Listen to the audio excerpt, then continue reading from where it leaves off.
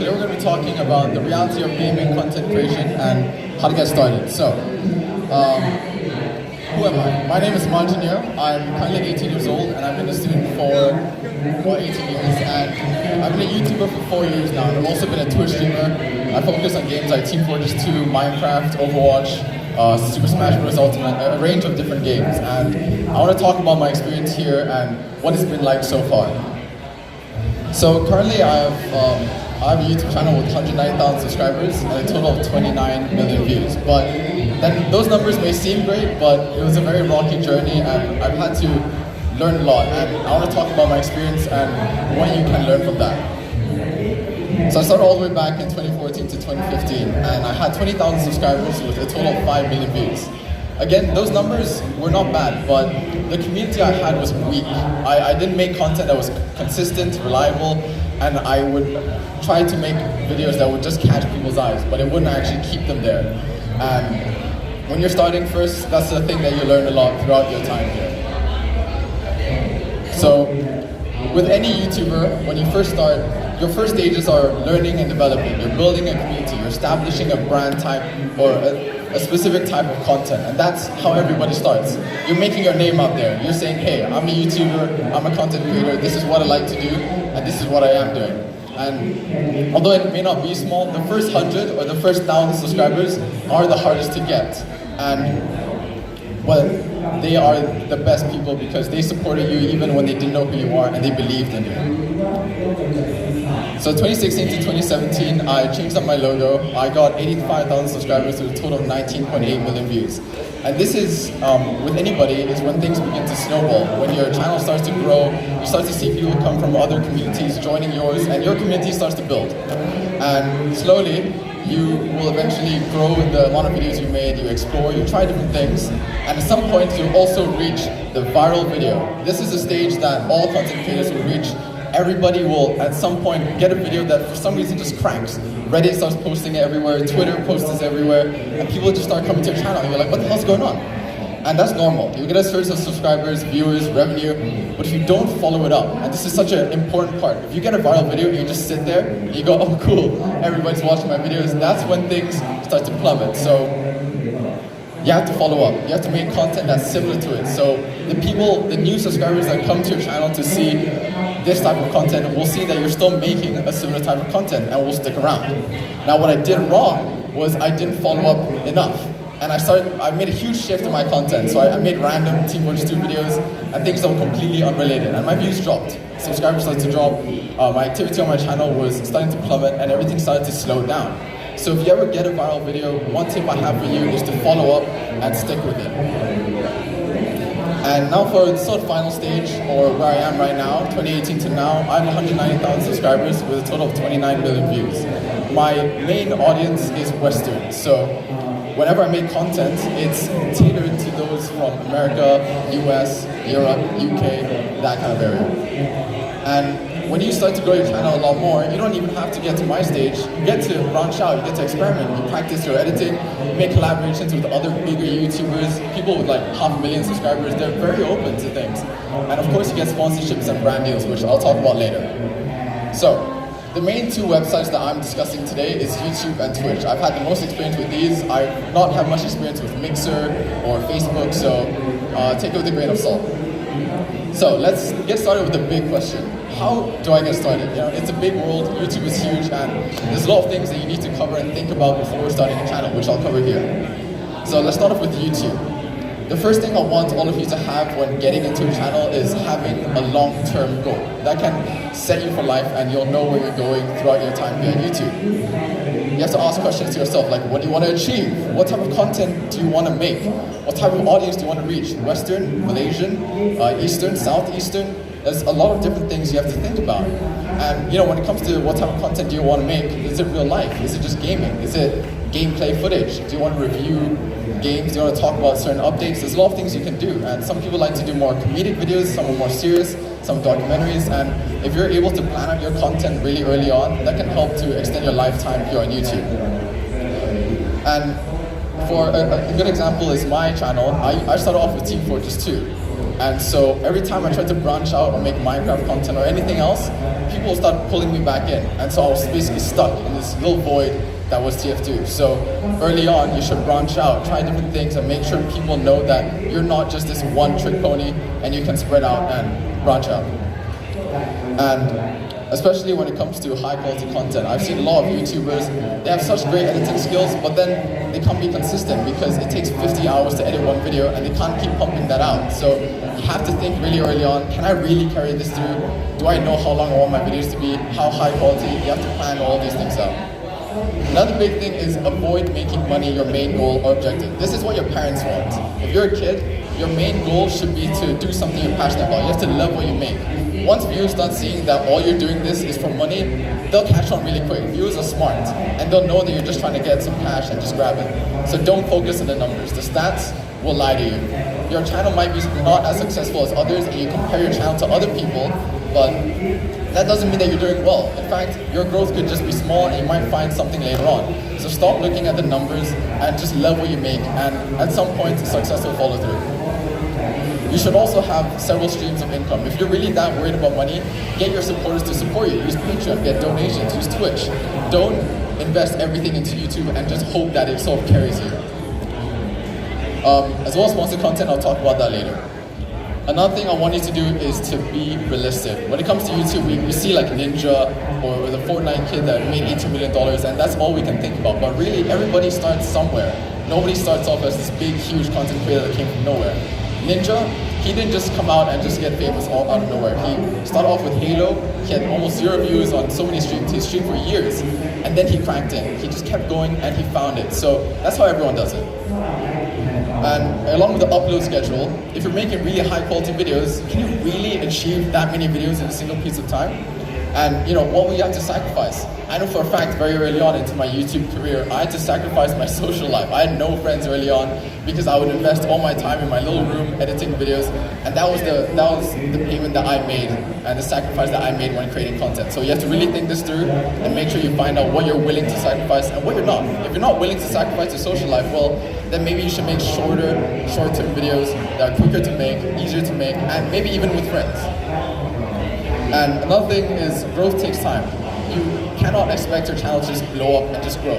It's a really arduous process, and it takes years or even months to just keep going and pushing through. Another thing is branding and marketing. You could be the best content creator out there with the best content, technically the best edited videos, but no one will care about you unless you put yourself out there in a good way. And I learned that the hard way. You have to make your channel stand out. Either have a logo, have an identity. Viewers will naturally connect to you as a creator. If you're really open, relatable, open-minded, really nice, well, people will just naturally sort of go towards you, and that's just how creators work. You see that with personalities. People like Jacksepticeye, Markiplier, PewDiePie, Casey Neistat, Dan Down Minecraft, Ryan Higa. Some of these are not gamers, but when you see these people, you don't go to them just because they have really great content. It's because it's them. You love them. You love what they do, and you love what they make, so you go to them.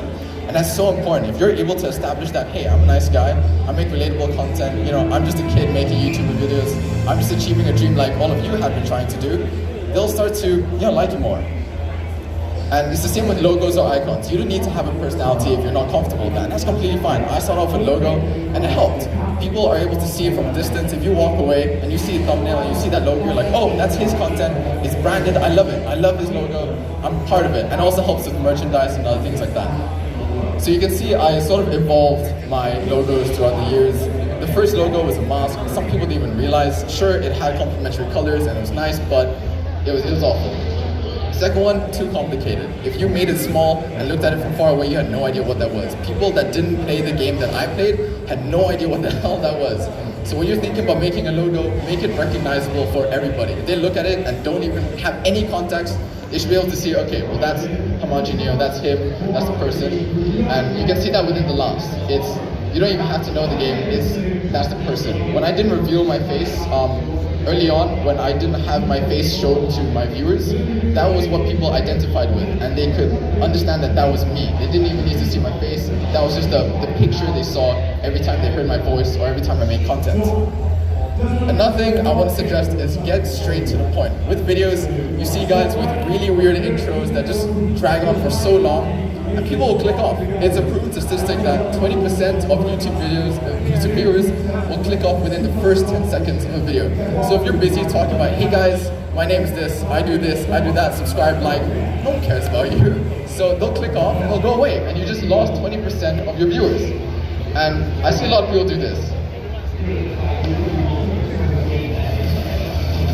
This never gets old. It's always this weird dubstep intro that everybody uses, and it's not unique, it's the same. Everybody does it, so why are you using it too? You need to branch out, make a unique intro, something snappy and quick that'll grab viewers' attention. This is a great example. Macy J, a Rainbow Six YouTuber, his title, New 200 IQ Heart Racing Technique, basically a way to get into a building. Within literally the first 39 seconds, there it is. The viewer got what they wanted, and they're like, oh crap, he's telling the truth, I want to see more. And that's how it should be done. You should gratify them, or maybe even make it suspenseful. Just cut the last part where it actually happens and move on with your actual content, then they'll have to watch the whole video. But show them that you're telling the truth and you're not just trying to clickbait. And a little bit counterintuitive, just get started, man. Just try. Like, I've had so many kids, I've done talks in like my school, and a lot of them are like, I need a $2,000 gaming PC. You don't need a $2,000 gaming PC. And some of the kids come to me and they're like, I'm gonna start YouTubing and all that. And then you show me this picture. This is what my room's gonna look like. You know what, no one knows about you, so why do you want to make your poor parents invest in more money to make a room like this? Nobody starts off like this. It's so weird. Everybody always goes, I can't do this video without the most expensive camera. I can't do X without Y. You know, without this microphone, I can't possibly be as good as them. And that's not true. Stop looking at what big YouTubers have. They all started from nothing. And even if they have the best equipment, that's because they learned it from another craft and have brought it into YouTube. Make incremental and smart purchases. Stop constantly upgrading. Okay, this is like level up KL, but gaming companies will try their best to sell the thing as the best, and they'll always find a reason to upgrade. It's the upgrade era. They'll always try to one-up their products and make it sound like it's better than the last. But what you should do is buy something really robust, something that'll last you like 5-6 years. I've been using the same mic for 3 years, and it's worked completely fine. I haven't upgraded for a long time, and I'll only upgrade when it's broken or something else happens. Good equipment does not equal a lot of viewers. I've had so many kids come to me, I have a $2,000 gaming PC, I got this mic, I got the thing that you recommended. It's like, where's the viewers? No one cares how much money you spend on your content. You could spend $5,000 on a piece of hardware that technically makes your videos better than others, but no one will care. I've been watching a YouTuber that just had a headset microphone for like 10 years, and it's completely fine. It sounds awful, but his content is great, and that's what matters. I started off with this. This was a humble gaming laptop where renders would take hours, editing was slow, everything took so long. The highest I could record at was 720p, 30 FPS, but it worked. That's just where you start. And what you gotta do is you gotta adapt. Maybe if you're rendering, leave it at night, and then wake up to it, you have upload ready, and then you upload later on. I started off with a headset microphone. It was awful, it sounded awful, no one could understand what I was saying, but I adapted. I put subtitles, I made videos that were less voice related, and that's just how I've done. Another thing I want all of you to do is make crappy content. If your content's absolute crap and it sucks, that's good. That's where everybody starts. You learn from your mistakes. If you expect yourself to have the best video at the start of your channel, well, you could. But that means that you won't learn anything. You won't be able to develop your content. You won't be able to learn. If you do everything right at the start and then you start getting it wrong later on, you won't be able to know what the hell's going on. You're like, oh crap, why are my views dropping? I have no idea. And you start panicking. So make crappy content early on where you introduce yourself and just be humble about it. Learn and just take criticism. This is a video really early on I made in 2014, 2016. Hello everybody, my name is Hamaji. Welcome back to another episode of TFT. Whoa, is he following? Oh my god, this guy is following me. He is the toughest one. Yeah, this is real. This is real. It's awful.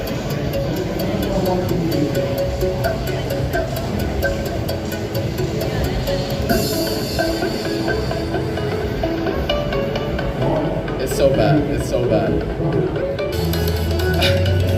This was the frags. They're so normal. It's terrible. And I did top 10 series, and that was the first number that popped up. So starting off in I said 10. It was awful.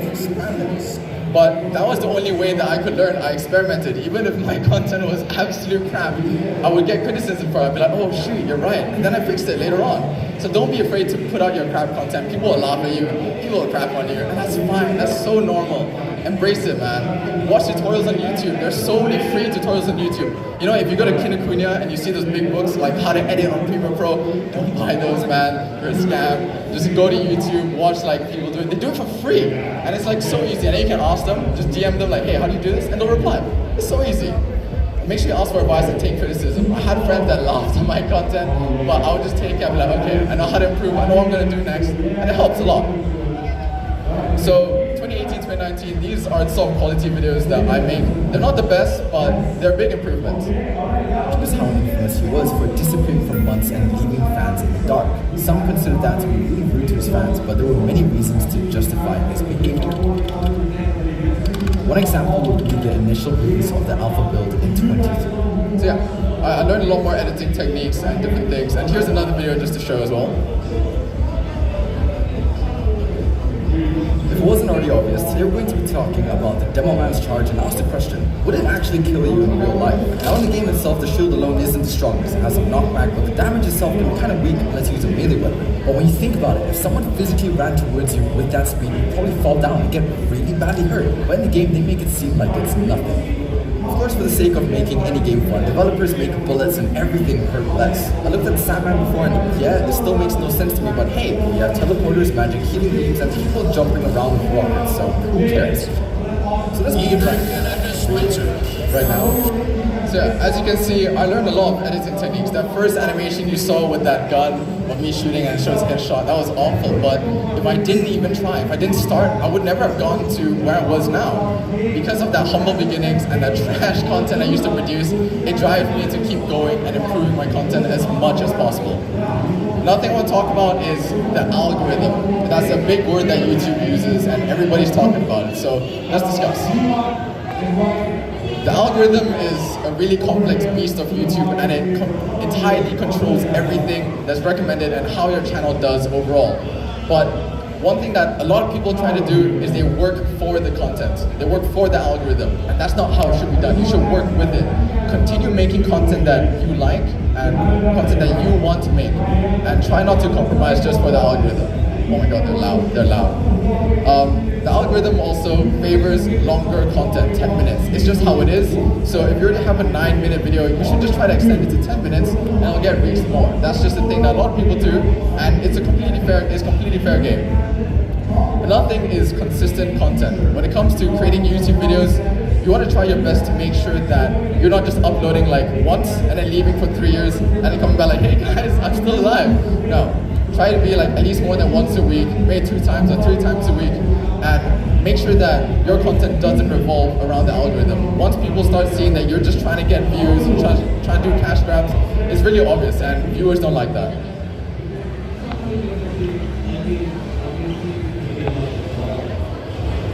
Another thing that a lot of people do is they swear on their YouTube videos, and last time it was completely fine, but now it's not allowed. Basically, YouTube has become the fun police, and they're like, stop swearing, and that's just how it is. So if you're swearing or anything, you should just bleep it. And sure, it takes the fun or the impact on some of those words when you use it. You know, sometimes you're in the heat of the moment, you just go crazy, but you have to sort of adapt. YouTube bots will flag it, and you'll get screwed over. Another thing is thumbnails. Thumbnails are so important to a video success. I could have the best video ever, and with the worst thumbnail possible, and no one will click on it because they don't believe you. What you need to do is to make sure that you market your videos as best as possible. And when they just see it on the homepage, they're like, crap, this looks good, I'm gonna click on it. Even if it's bad. If you have a good thumbnail with bad content, they'll still click on it. So here are some thumbnails that I've worked on, and we figured out some rules, especially online. Not just me, these are things that are written on forums. So it's easy to read when small, it's eye-catching, it's coherent, makes sense, and when it's compared to a title of video, which I'll talk about later, and should never have too much text. I've seen so many thumbnails try to look as good as possible, to put text everywhere, and it's so crazy, but no one's gonna click on that because they're not gonna spend the time reading on text. There's hundreds of other videos just scrolling by, and bam, you're gone. Your content's literally just gone from there. And just about technicals, 16 by 9, 1920 by 1080. You can search that up, but those are the sort of magic numbers that you have when making a thumbnail. So this is an example of a bad thumbnail I made. There's a guy in the background that's blurred, you have no idea what's going on. The guy to the right is obscured by the text. My guy has a really bad silhouette, it's static, doesn't make any sense. The gun, what the hell is that? There's a lot of different things going on, and it's proven even more when you make it small. This is technically how big your thumbnail will look on any YouTube homepage.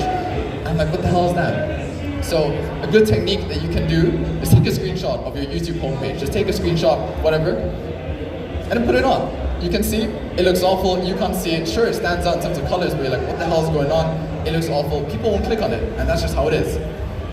Here's another bad thumbnail I made in 2014, and again, you'll produce bad thumbnails, that's normal, but you learn from it. And you can see the composition, everything. If you research on this, you'll find out more, but in general, try to kind of things. Sure, the text is big, sure, it's very simple, but it has nothing. There's no eye-catching part of it, there's no color schemes, nothing. Here is a more recent one that I made, and bam, it kind of stands out to you. The black, yellow, and white stand out, contrasting colors.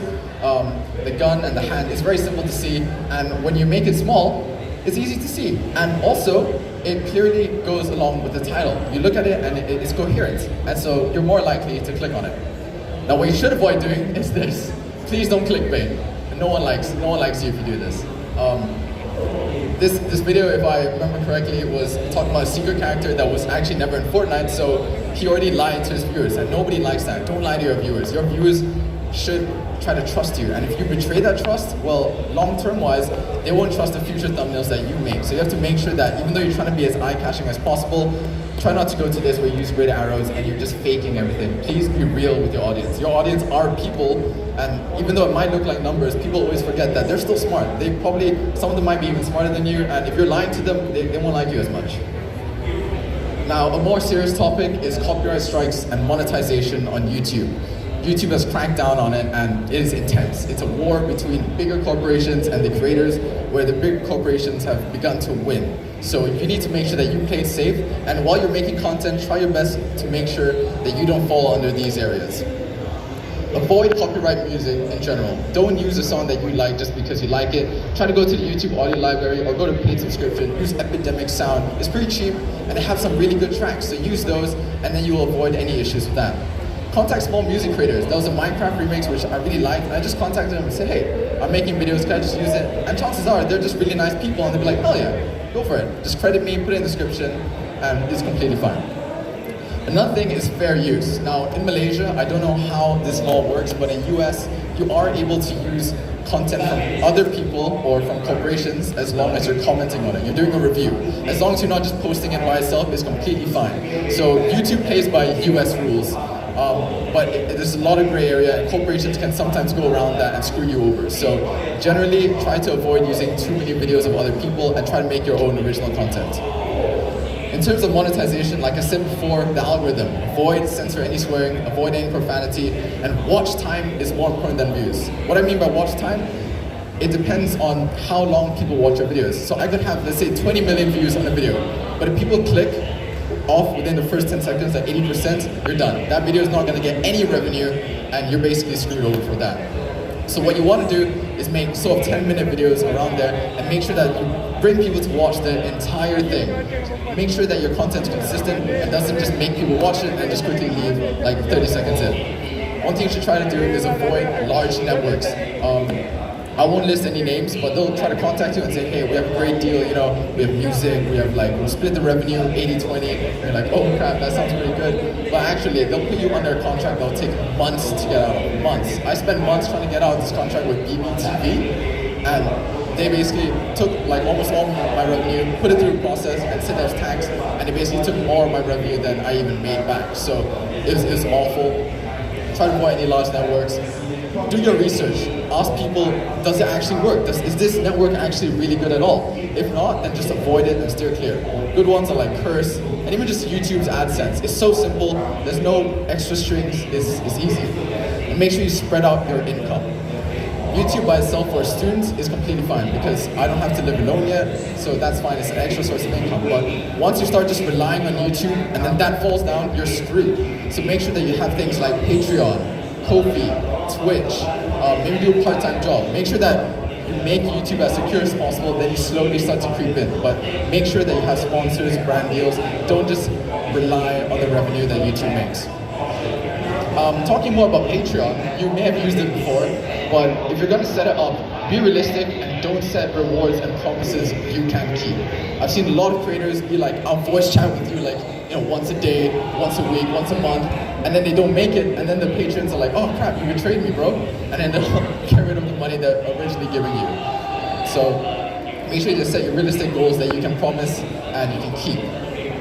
And patrons should support you. They shouldn't own you. I've seen a lot of other instances where creators, they make patrons on goals and like you can ask me what kind of content to make. And then when they don't make that content, they're like, you didn't keep your promise. And that's when they start struggling and be like, oh, he gave me money, so I do have to make the content. And it's just an entire loophole that could have been avoided if you made sure that you made specific guidelines to avoid issues where people might start to own your content.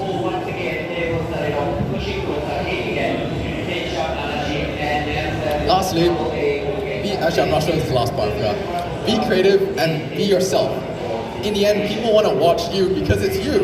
And so if you're being creative and you're just being you and not trying to fake something, that's the best part. And you can just make content the way you want to make before you have to start acting like someone else. And this is more evident on Twitch. When you're streaming, when you're live streaming for hours on end, it's so hard to fake who you are. I've tried to act like all bubbly and happy all the time, but I get really mad at a game and feel like, whoa, I didn't know you were this angry, salty dude, but that's actually who I am. So make sure that when you're streaming or doing YouTube, you stop trying to act all, you pull on the camera, you go like, hey guys, yo, it's me, I'm vlogging. And don't do that, just be genuine, just be yourself. And make sure that you come off as warm and just a normal person, because we're all just douchebags in front of a camera. So when I talk about being creative, don't do this. Don't just put Fortnite gameplay. Everybody's doing it. Thousands of people are doing it. Why would people want to watch you? There's no reason. So if you think people are going to watch you just because it's you and just because you do Fortnite gameplay, in a sense, you can achieve that when you start to grow. But early on, you have to branch out. You have to be as creative as possible. Make videos that just grab people's attention and ask several questions. My most popular videos, none of them are gameplay. All of them are asking weird questions like the return of Cubicle, a mini documentary. Why are there no playable female characters in TF2? I asked questions that nobody else has really made a video on, and that was really interesting. People are like, oh, I never wondered that, I'm gonna click on it. And that's, in my opinion, the best way. Make creative that's outside of the box, because the internet is infinite, and you can find any niche. There's now a niche about building custom mechanical keyboards, and there's a huge scene. And 5 years ago, if you told me that, I would have laughed at you. There's no way that a scene like that exists, but it does now, because there's a niche for everything. It's crazy. Again, about being genuine, this is an average stream length. This is Salty Fish, and he's had an issue where early on he would try to, actually I'm not sure about Salty Fish in general, but it's very hard to keep a character for that long of time. I'm sure Salty Fish does a great job, but I have an issue where the first hour I use up all my energy, and then the next 3 hours I'm dead.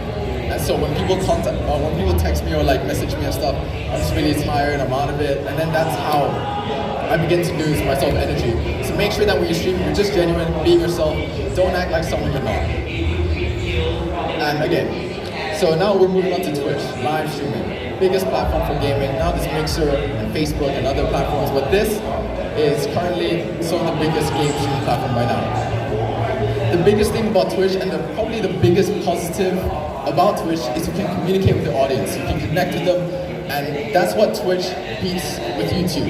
When you go to Twitch because you want to connect with the creator, you want to know who they are, you want to see their day-to-day lives, and that's the main positive part about Twitch. So make sure that when you're streaming, you communicate with the audience, talk to them, read your chat, get a second monitor, and talk to them. One big negative is that Twitch is not built for discoverability. If you have 0 streamers on the stream, stop what you're doing, don't stream every day, it's not gonna help. Streaming every day for 0 viewers won't magically let you grow, you won't just explode at some point. What you have to do is go to another platform and bring that audience to Twitch. I have a few examples after this. You will never see substantial growth on Twitch alone, and that's by design. That's just Twitch. It's not that they're trying to screw you over, it's just how it is. So make sure they use a platform like YouTube, Twitter, where you can grow, where retweets can happen, where your video can go viral, and then slowly bring the audience back to Twitch, and that's how you grow. My suggestions for platforms to use are Twitter. Really good, make short clips, put a thumbnail, like 0.2 seconds, right? Like a few frames at the beginning, just put a quick thumbnail and it'll show up on Twitter. And for YouTube, stop doing like funny moments, lol, this is me playing Fortnite for 3 hours. Don't post the entire VOD. Clip the best parts, maybe do a challenge on Twitch, and then bring it onto YouTube. And people slowly start to accumulate, like come on. One of the best examples is RT Game. He has 2 million subscribers now, and a year ago, we had the same amount of subscribers. It was crazy, and I'm so proud of him, but he has this great formula where he streams a very interesting content where, like, let's say on City Skylines, he makes like a city with a big volcano that shoots out poop. It's crazy, it's so creative. And then he brings that onto YouTube, and he talks about that. And then they're just so driven in, and it's amazing. And he records it, he edits the clips, and he uploads it to YouTube. And it's such a great formula. I've actually spoken to him on multiple occasions where I've discussed how he does it, and he's a really smart guy. So if you want to know how to do that sort of formula, look at RT Game, probably one of the best. Another slightly smaller is Clint Stevens. He does speedruns and all, and he's really funny. He's just naturally charismatic. He does the same thing. Streams, records, edits those clips, brings them onto YouTube, and then after that he brings them all back to Twitch. It's so smart. It's such a great formula that works. Another exception is Alpha Gaming. He creates content talking about how to make streams better and how to make your Twitch streams better. And it's just so smart. And it's not even about the game itself. And then he brings the audience to Twitch. He talks a lot about how to achieve that, and it's really great. Once again, please don't stream every day. Please stop. I've seen so many people stream 5 days a week for 5 hours with no growth at all. That's not how you should do it. There's 185 million unique streamers on Twitch. Why would anybody watch your stream out of all of them? Let's be honest, there's probably like one guy that's really bored, scrolling to the bottom, and just wants to laugh at how your stream isn't really developed at all. And that's just how it is. So, if you're a small to mid streamer, it will not make you grow at all. If you're getting like 0 viewers, 3 viewers, 4 viewers, you won't grow at all by just streaming every day. Sure, you're entertaining those 3 people, but what are they gonna do? Nothing. So instead, spend the other days building a community outside of Twitch and then bringing them back in. Make content outside of Twitch and then bring them into Twitch. Now, more technical stuff is overlays and alerts. You may have heard these terms. Basically, it's what goes over your gameplay when you're streaming. Avoid this. Stop cluttering it, putting random colors around. Please sub to me, support the stream, donations. Avoid that. An example of mine is where I just put my face cam at the top left, a chat, and I show people who have supported me as well as some goals. I think this works. Personally, it works for me. But it's very simple, clean. People can see the gameplay, they can see my reaction very easily, and it's not overwhelming at all. But of course, don't spend all your time working on your overlay. Stop tweaking it, making little things, hoping that it'll make your stream better. It won't. Your content is the most important thing out of all. Again, it's content creation, not overlay creation. So make sure that your content helps to make, your overlay helps to complement your content, not the other way around. Make sure you have multiple scenes to give some variety. If it's the same thing they're looking at, they're gonna get bored. So have some starting soon, ending soon, face cam, maybe it's just the face that takes over the whole thing, gameplay footage, all of that. And have a consistent color scheme. Again, with marketing and branding, you need to make sure that your overlay fits with your identity. Don't make if your yellow, white, red thing, it doesn't mix and people won't really understand it's you. If you go with your color scheme, people will slowly start to recognize, hey, this is him, I know the colors, this is the vibe that he has. And it should never be your first priority. Never make overlays the first thing that you think of. Always stream because you want to stream and make interesting content. Then make overlays to help support that. Alerts. The alert box system, let's say when a person donates you, it is one of the most important things. Make sure that those people get recognized. If I donate to a streamer, it's because I want to get noticed. I want to get people to see me and, oh shoot, he knows that I donated $5. It's great, I feel a connection. Make sure that it rewards the user for supporting you. But at the same time, you shouldn't make it obnoxious. Don't make it take up the whole screen. Don't make it be super loud. Don't make it be obnoxious. And make it personal to your stream. This is my character. Hold on, I'll turn around. This is my character. And so all my alerts are surrounding that character. So when you get an alert, you see that guy, and you're like, oh shoot, that's him. It's around that game, it's around that guy. Don't just put a random alert out of nowhere. In terms of what website you go to, there's 2 main ones that I recommend, Streamlabs and Streamelements. Streamlabs is the simplest, one click, done. So I'll put a GIF, easy. It's clean and easy to integrate. Streamelements is more advanced, you can have really far cooler alerts that can happen, but it takes a lot of time to learn, so if you want to get started, just choose Streamlabs. Right, a question I get asked a lot. Webcams, yes or no? Should I get a webcam or not? This depends on the person. There's a lot of positives with webcams. You'll build a stronger connection with your viewers. It feels more intimate. You get to see the person for who they are, and you're not just like listening to a voice. And while that works for some people, when you're a much smaller streamer, you want to show yourself. That's the essence of Twitch, your personality, more so than YouTube. And so whenever you react to a game, playing a horror game, you make a scared face, you can't show that without a face cam. So I definitely recommend, if you want to be a guy that reacts to things and shows your emotions, make sure that you get a webcam. The negatives is that the comments seem to become more personal. When they talk about your appearance, like I have this weird pimple here, this thing is awful. If I was streaming and they saw that, they'd be like, yo, dude, you got a pimple. And I'm like, oh shoot, I do. And I start panicking, I get flustered. So it will become a lot more personal. People will attack you for lame things. Maybe your hair isn't right, and they'll talk about that. Maybe you just look weird on a certain day, and people will start to attack that. They're online. There's anonymity. They can just type anything they want, and that's the dangerous part. Your personal life will get shown online. People know who you are. And depending on the type of person, maybe you're not ready for that. It took me 5 years to get out my shell and to talk to people online for who I am and not just an online person. And so, if you're not ready for that, then don't get a webcam. Don't stress it. Take your time. Go with the flow.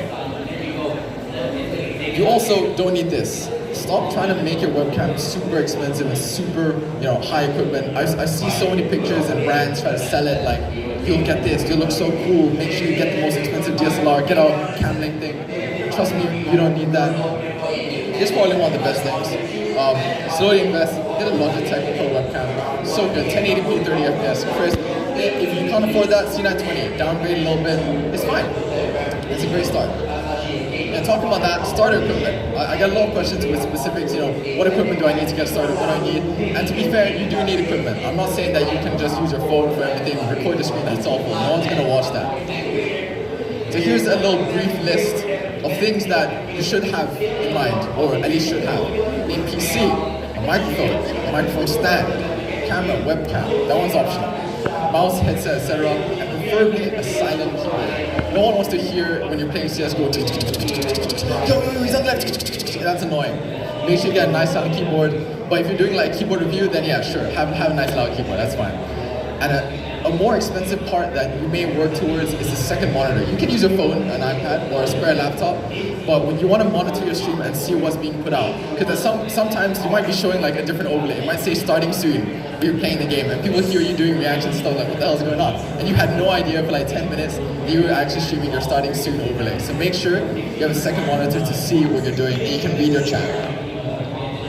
If you want to save money, build your own PC, stop buying gaming laptops. Sure, it's more portable, and sure, it's nice to have, but gaming laptops are something to have if you're always on the go, and if you've already raised up enough money. You can scan this QR code if you want. I found a really good website where they show a bunch of PC builds and PC builds. It's really great. Anyone want to scan it? No? Okay. So you got it. Just give me a good okay sign when you're done. Alright. Oh.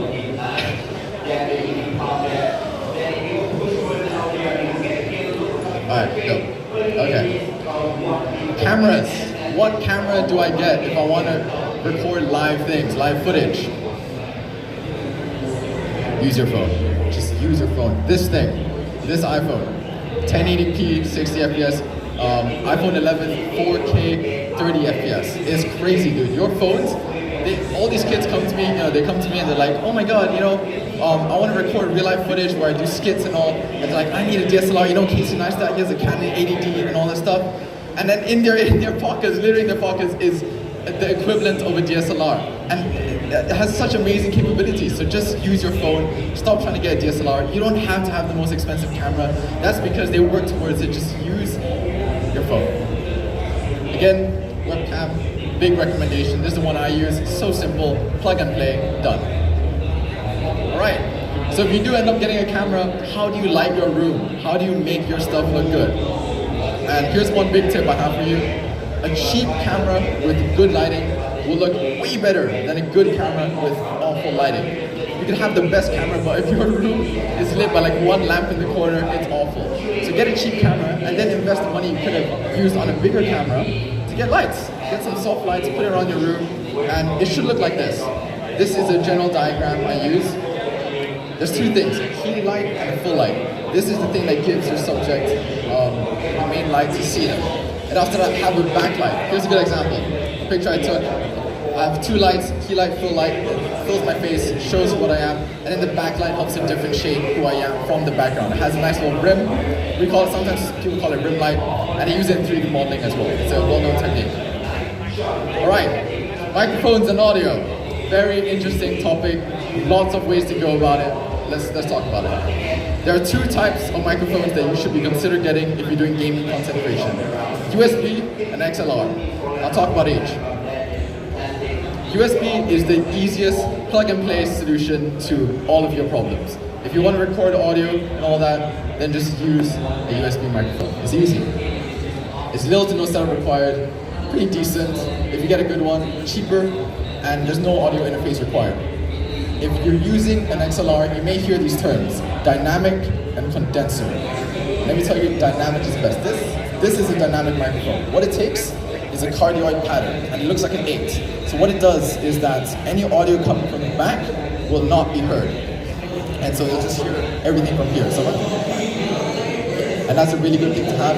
Dynamic microphones have the same thing, and they're less sensitive. They're much better and much easier, especially when you have background noise. So get a dynamic XLR microphone if you're really gonna invest. Again, I'll talk about which one you should invest in later. It's much more adjustable, adaptable, and sounds way better than a USB mic. But it is also more expensive and a lot of setup required. Audio interfaces. So, how it works is if you want to have an XLR microphone, you need a PC, the audio interface, and then a microphone. The USB microphone compresses two of those stages into one thing, where it has the audio interface already built in. So again, XLR is a big investment, but it does give a lot of adjustability. Watch videos, YouTubers talk about the ones that they use, and then follow through with that. Acoustics. So, this one's much more specific. When you start earning more money, when you start making content and all, you want to think about this pretty early on. You don't need this, by the way. This is an example of what not to do early on. You don't need foam everywhere and everything. Everybody starts somewhere, and there's a really simple solution to all your echo problems. If you hear that your microphone has a lot of reverb and stuff, pretty simple solution. Okay, you don't need to use the foam. Bam. Use your closet. If you have a big closet with a lot of clothes, that's perfect. Sound travels in a straight wave and bounces back on hard objects. And that is the essence of how sound travels. So if you have a closet with a lot of damp stuff and clothes and all, go inside, put your microphone in, and just talk there. What it does is the sound bounces around the clothes and goes away. It's like magic. And this guy just puts like blankets on top of him and talks to his microphone. And it works perfectly fine. That's what I used to do. I have my laptop, put my blanket on top of me, and I just talk, and it was fine. One thing I just want to talk about briefly is acoustic treatment is not soundproofing. I can't tell you how many kids have come up to me. I put foam in my room, you know, but all my parents can hear me shouting outside. That's not how it works. Acoustic treatment reduces the amount of echo and reverb within the room, but it doesn't mean that less sound travels outside of the room. So make sure you differentiate these two things early on before you invest heavily in one thing or the other. Another thing is software. Big topic, and actually really easy when you think about it. Recording and streaming, two big apps, OBS and Slobs. OBS is an open source application, and so what Streamlabs has done is they've made their own version where it integrates their alerts, overlays into one neat package. So simple, free, reliable, widely used. You can choose either one. It looks a little bit like this. And this may look very jarring at first, and it is. OBS is a big band to handle. You see those videos around there? Look around. All of that, OBS. It's industrial standard, it's really good. In terms of editing, you can go two ways. If you have your parents' money and you have direct access to your credit card and you can steal it anytime, go Premiere Pro. Highly recommend it. Do not touch Sony Vegas. It's awful. It's awful. It's a scam. Oh my god, I can't tell you how many times it's crashed, it's just bad. Use Adobe Premiere Pro if you have your mom's credit card. Trust me, it's so good.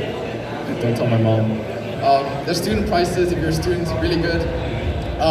A good cheaper one is DaVinci Resolve 16, completely free, and it uses the GPU more than Premiere Pro. One big negative of Premiere Pro is that it's very CPU oriented. So that means that if you have the best graphics card, but a trash CPU, it'll die. It'll just straight up be a toaster. So make sure you get DaVinci Resolve 16, more balanced, but Premiere Pro has a better UI and more flexibility. Audio, how do I record my microphone? Free, Audacity. You don't need Adobe Audition, you don't need expensive equipment or anything, just get Audacity. It's completely free, uncompressed recordings, so easy. Every gaming content creator uses it. And I want to talk about some general things, about general content, how to make sure that your channel doesn't die instantly.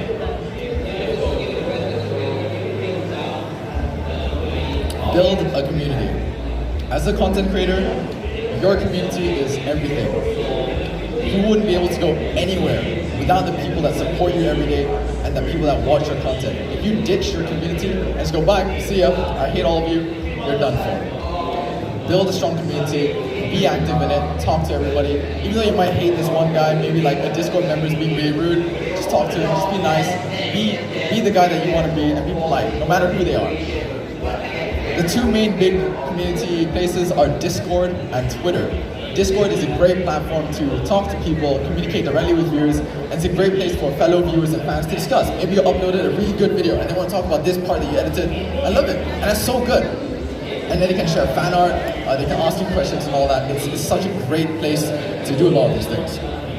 Twitter is a great place for sort of more business related things. So let's say you're making a video or you're working on a big project, you post a tweet, and you're like, hey, I'm working on this, come over to me, and they'll see it. And it's great for networking as well. Alright, the reality, the sort of dark side of YouTube and Twitch, the places that YouTubers are scared to talk about, but it happens all the time. Sponsorships and brand deals. I told you I was going to talk about it. It's a very tough animal to tackle. If you're ever making sponsored videos, this is what will happen. That's my video right there. The sponsor message, bam, big old dip. Sometimes even bigger.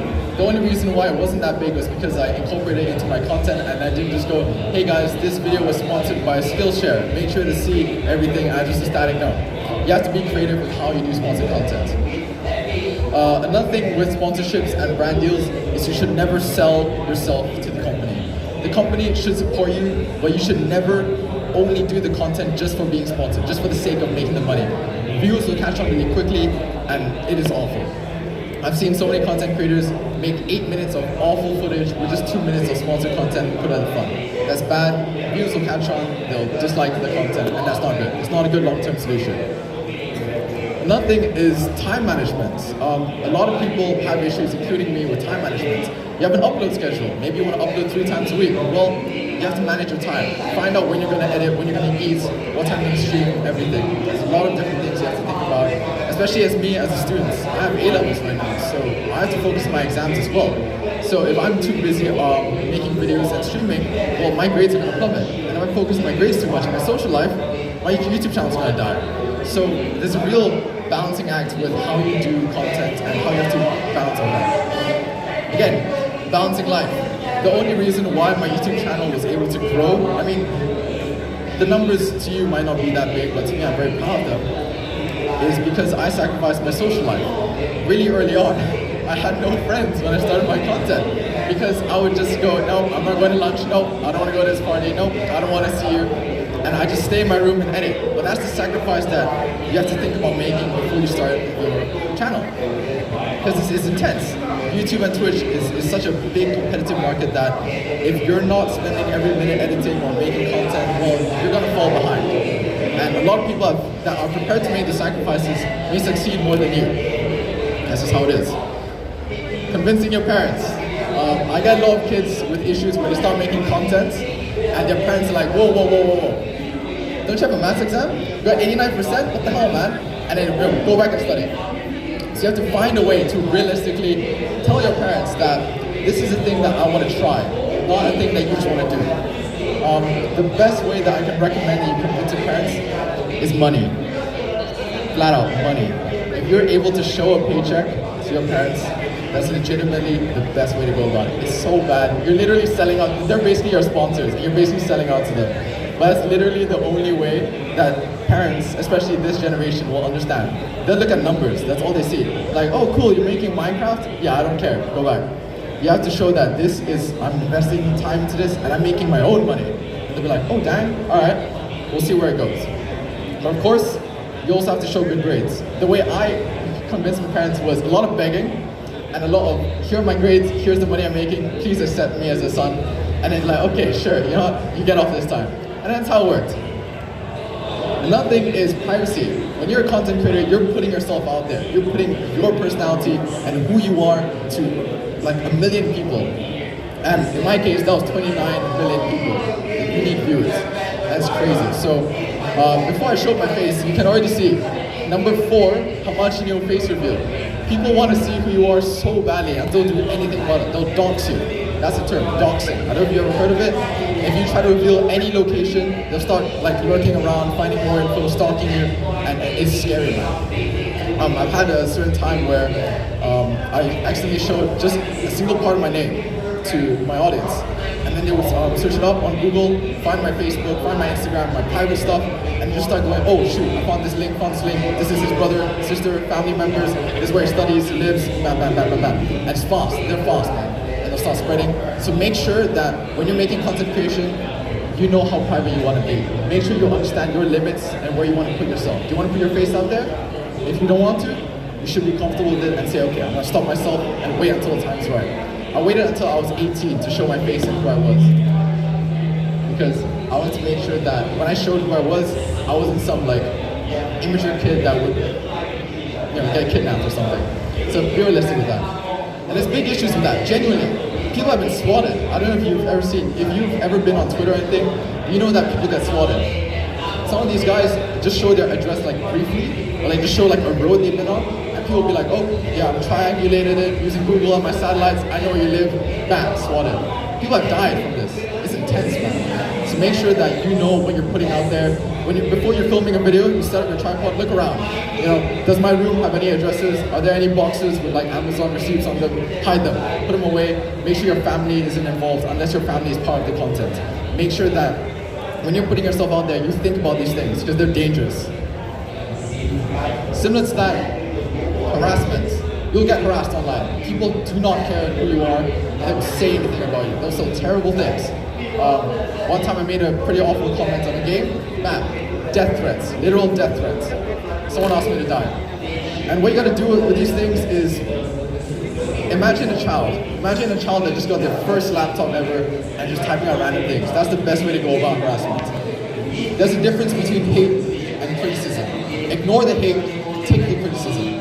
People that spend time watching your videos and saying, hey, I like this part, but this other part wasn't too great, the pacing was off, that's not hate. That's really valuable criticism. The fact that they're spending time talking about that is so important, take that. But then you have to learn how to filter the hate and the criticism. Some people can just be really angry, but it's actual valid comments. Some people have no actual criticism, and they're just being mean. Ignore that. And the last thing I want to talk about today is networking. Network. Make sure you make connections. Hustle. You gotta hustle your way out there. Right now, if you're has anybody here tried doing content creation before? Hands? Show hands? Okay, not many people. If you do want to start, this is literally the perfect time. Go to studios, go to gaming companies, say, hey, I'm a content creator, we could work on a deal together. And more than likely, they'll be like, okay, we'll think about this, send you an email, give business cards, and that's how you do it. And that's about it, guys. That is the reality of gaming content creation and how to get started. Do you have any questions?